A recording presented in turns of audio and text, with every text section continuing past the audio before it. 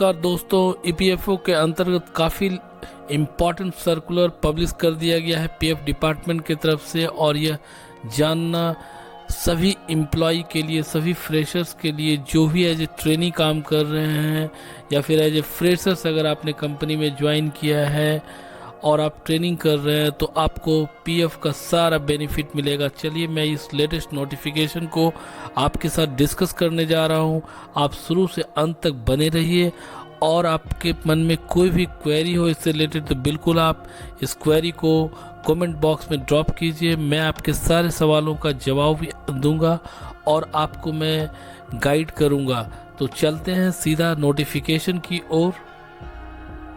तो चलिए मैं सबसे पहले आपको जो भी इम्पोर्टेंट पॉइंट है उसको मैं एक्सप्लेन कर देता हूँ। यहाँ पे ईपीएफओ के द्वारा जो सर्कुलर आ गया है, सर्कुलर के अंतर्गत क्लियर कट बता दिया गया है कि यह जो कंप्लायंस है इसके अंतर्गत जो NEEM स्कीम जो 2021 में रिकमेंड किया गया था, इसके अंतर्गत जितने भी additional central provident fund commissioner और जोनल कमिश्नर के द्वारा ये प्रोविज़न लाया गया था कि जो भी employ provident fund miscellaneous provision act 1952 के अंतर्गत एप्लीकेबल होंगे, वो जितने भी स्टूडेंट्स हैं जो भी प्लेसमेंट पाते हैं किसी भी कंपनीज में और अपॉइंट होते हैं एज ए एम्प्लॉय किसी भी ऑर्गेनाइजेशन में ड्यूरिंग जॉब और ट्रेनिंग और इंडक्शन और एनी अदर ट्रेनिंग अगर वो पाते हैं एज ए एम्प्लॉय के रूप में तो उसका पीएफ का सारा बेनिफिट मिलेगा। जो भी पीएफ के अंतर्गत एक पीएफ मेंबर को बेनिफिट मिलता है। इसके अंतर्गत आगे बताया गया है कि ट्रेनीज जो भी है जो नेशनल एम्प्लॉयबिलिटी इन्हांसमेंट मिशन के अंतर्गत उसको नॉट एग्जेम्प्टेड के अंतर्गत रखा गया है। मतलब कि एम्प्लॉय का जो डेफिनेशन है उसके अंतर्गत एग्जेम्प्टेड नहीं है, वो नॉट एग्जेम्प्टेड है। इसका मतलब जितने भी ट्रेनी है उसको एम्प्लॉय का बेनिफिट, एम्प्लॉय के जितने भी बेनिफिट है ईपीएफओ के अंतर्गत, ईपीएफ एक्ट के अंतर्गत, वो सारे बेनिफिट यहाँ पे उसको मिलेंगे। आप इस जो भी सर्कुलर है उसको आप रेकमेंड कर सकते हैं। फर्स्ट पेज में यह क्लियरली बताया गया है कि trainees under national employability enhancement mission, और सेकंड पेज में टेक्निकल एजुकेशन के बारे में पूरी गाइडलाइन दी गई है। तो चलिए मैं आपको डायरेक्ट आपको नोटिफिकेशन को शो कर देता हूं।